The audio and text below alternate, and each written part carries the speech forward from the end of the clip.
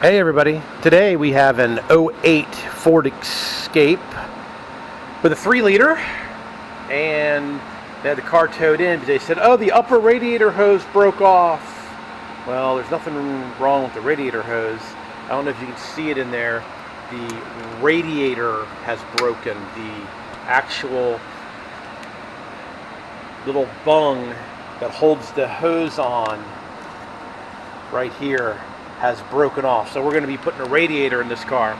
So first thing we're going to do is we're going to take the grill out to get it out of the way. There's a bolt here and a bolt here. Once we get and there's more bolts down here, we'll get the grill out. Then we'll take these brackets off and we'll start from there. All right, we'll be back in a minute. So to get the grill off, you have to take a 10mm headed bolt out here, an 8mm headed bolt out here and here. And of course, there's another 10mm bolt here. And then on the grill, there are 2 nuts here and here. And then these tangs are what hold the grill in here, here, and here. Once you get all the bolts out and the 2 nuts here, then the grill pulls out. You have to kind of finagle these things to get them loose. So we got those out. So now that's the condenser, and there's the radiator. Next step, we're going to take these brackets off here, and this bolt out here, and this bolt out over here. We're going to try to do this job without removing the condenser. Do you believe I can? I think we can just pull it forward and slide the radiator out. So let me keep working on it, and we'll come back. So we took the upper brackets off. It has a bolt here and a bolt here, a bolt here and a bolt here. These are actually on there to direct the air through the radiator and condenser. So I kind of just pulled them back and tucked them behind the bumper so they're out of the way.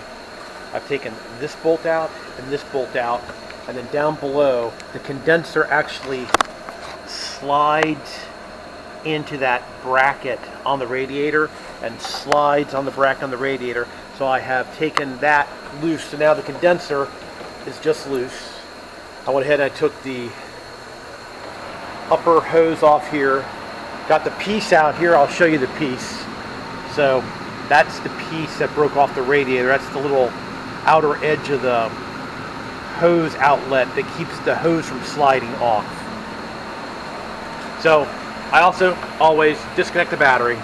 So on this one here, I'm going to go ahead and this is the airbag sensor, so that's why I have the battery disconnected. Another reason, I'm going to take the airbag sensor off, take the latch off, and get it up out of the way, and then you will see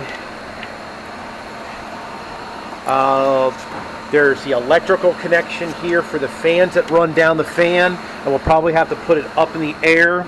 There's the electrical connection for the fan. We'll be disconnecting that one.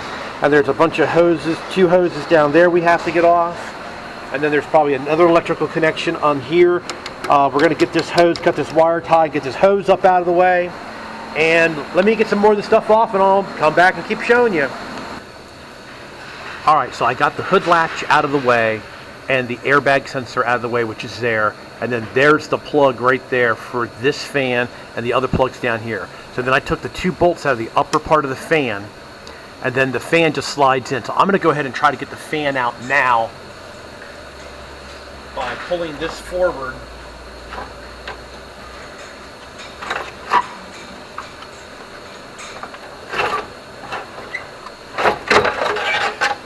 And lifting the fans out. So now the fans are out. And like I said, there is a slide right here. I don't know if you can see it or not. Let me just pick up this camera. It slides into the radiator there. There's a bolt there.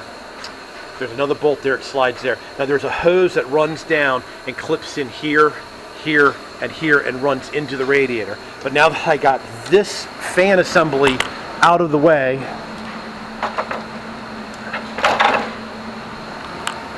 it gives me all this room here to work with.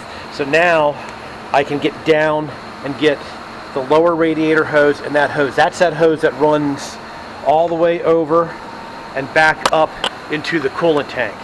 So now all I have to do is disconnect these 2 hoses and the radiator should be able to lift up. I might have to finagle a little bit, but it's almost ready to come out.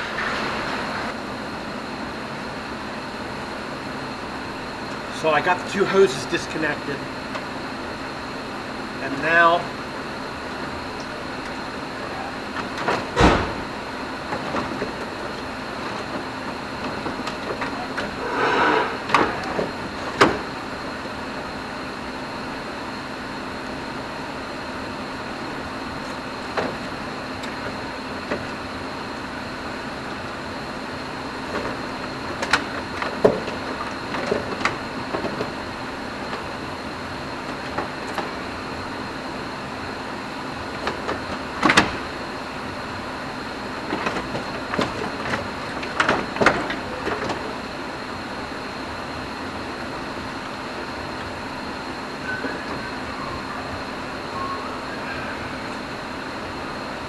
with a little finagling, the radiator comes out. Now what happened is there's a another plastic shield here that got caught on.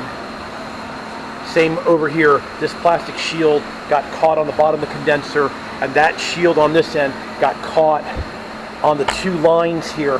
This car actually, the transmission cooler lines, the bottom part is the condenser and the upper part is the transmission cooler. That plastic piece got caught down there on the lines. So just a little finagling to get it out. Of course it's nasty down there. I'm definitely going to replace those two hose clamps. So I think I'm going to end this one here. It's going to go back together the same way. I'm going to have to switch over the plastic pieces. I'm going to replace the two hose clamps. I'm going to slide the radiator in, put the condenser on, and put all the clamping stuff back on. So I do believe that is going to end it for this video. So that's how you get the radiator out on a Ford Escape. It shouldn't be any more surprises of putting it back in. So if you like my videos, please subscribe. You can do that right there in that corner. Please give me a thumbs up and please share.